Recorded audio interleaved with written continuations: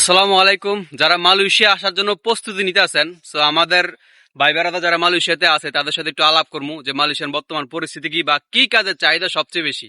So Masud ভাই, আপনার কি অবস্থা বা মালয়েশিয়াতে কতদিন যাবত আছেন? আলহামদুলিল্লাহ ভাই, আমি ভালো আছি। আমি মালয়েশিয়া 11 বছর ভাই। মালয়েশিয়াতে 11 বছর আছে। যাই হোক, তো বিকাশ ভাই আপনি কত বছর আছেন? 9 বছর। 9 বছর যাবত আছে। সো প্রায় আমরা সেমই, 2-1 বছর এদিক সেদিক।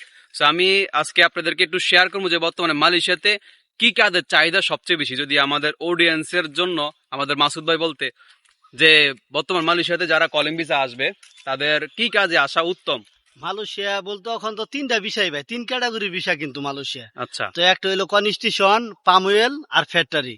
তবে আমি মনে করি যদি পাম অয়েলে না আসে, ফ্যাক্টরিও ভালো আছে, কনস্টিটিউশন ভালো আছে। পাম অয়েলে টাকা বেশি কিন্তু পরিশ্রম বেশি, কারণ ওটা সবাই করতে পারবো না। ওটা করবার গেলে কুয়াত ওরাং লাগবে, মানে কুয়াত পর্যন্ত মানে পাওয়ার লাগবে, যদি এই যে বিকাশের মতো থাকে তাহলে কাম হইতো না। অন্তত আমরা আপনার জেনুদাম আলহামদুলিল্লাহ চলবো। আচ্ছা, ঠিক আছে।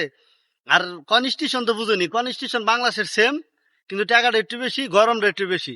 তাছাড়া মোটামুটি সবই তো ভাই সেম, আপনিও জানেন। হ্যাঁ। তাহলে ভাইয়ের উপদেশ হচ্ছে, যদি যারা মালয়েশিয়াতে বর্তমান 2026 সালে কলিং ভিসা আসতে চাচ্ছেন, মানে ভুল করেও ফার্ম অয়েল কোম্পানিতে বা ফার্ম অয়েল ভিসা আসবেন না, যেটা বাগানের তেল কাটার ভিসা বা ফল কাটার ভিসা। এই বিষয়ে আসলে আপনার খুব শক্তিশালী হইতে হবে এবং অনেক পরিশ্রম। এই বিষয়ে আসলে আসলে সাধারণ যারা আমরা ইয়াং জেনারেশন, লাইফ পুরা মানে একদম নষ্টের দিকে চলে যায়, খারাপই এক পর্যায়ে। কারণ এই কারণে বলতেছি খারাপ, কারণ ওই ভিসা থেকে আরো বিআইপি ভালো ভিসা আছে। তা আপনি কেন খারাপ ভিসা আসবেন? আপনি চাইলে কি ভিসা আসা মানে উত্তম তুমি মনে করো বর্তমানে মানে মার্কেটে? যদি হয় তাহলে তো ভালো, মার্কেটে ক্লিনারের কাজ আছে, তারপর বারাং শোষণ আর কি, যেটা যে ডিসপ্লে ওইটা আছে, 7-Eleven। মালয়েশিয়া তো কোম্পানির অভাব নাই, কয়টা বলবো ভাই, অনেক কোম্পানি আছে, কিন্তু দেখতে হাও লাগবো। দালালের মিষ্টি কথাই আসে রে, পরে যে বাংলাটা কথা আছে না, মিষ্টি কথায় বুঝলা তুমি পুটকি মারা খাইও না, এমন গান গা লাগবো। ওই যে মজনু আছিল না, সৈদারা ভাই হালার করে হালা তারেক দালাল হয়ে গেছে বলে, হ্যাঁ গান গাইতে গাইতে দালাল হয়ে গেছে। হেমন যদি দালাল হইতে চান তাহলে আইন পামুয়েল বিষয় আইয়া পামুয়েল কাটবেন আর গান গাবেন মজনুর মতো, আচ্ছা, দালালি করবেন। তাহলে খুব সহজ হচ্ছে, মানে যারা বর্তমানে মালয়েশিয়াতে আসবেন আপনারা মার্কেটের বিষয়ে আসতে পারেন।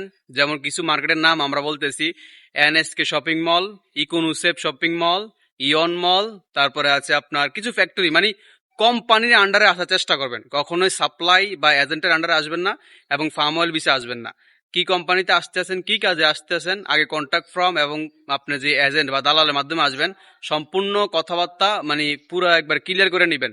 আসার পরে একটা কাজ দিব বা বলছে আরেকটা, সেটা যেন কখনো না হয়। কারণ মালয়েশিয়াতে বর্তমান পরিস্থিতি এমনিতেই খারাপ, আর আপনারা যদি আসার পরে কাজ না পান তাহলে আরো খারাপ অবস্থা পড়বেন, নতুন অবস্থায় খুব ক্ষতি হয়ে যাবে। তাই আসার জন্য প্রস্তুতি নেন, তবে ভালো কোম্পানিতে আসেন, কোম্পানির আন্ডারে আসেন। যে কোম্পানির নামগুলো বলছি চেষ্টা করবেন এই কোম্পানিতে আসার জন্য। তো আজকে এই পর্যন্তই। ভালো থাকবেন, সুস্থ থাকবেন। আসসালামু আলাইকুম।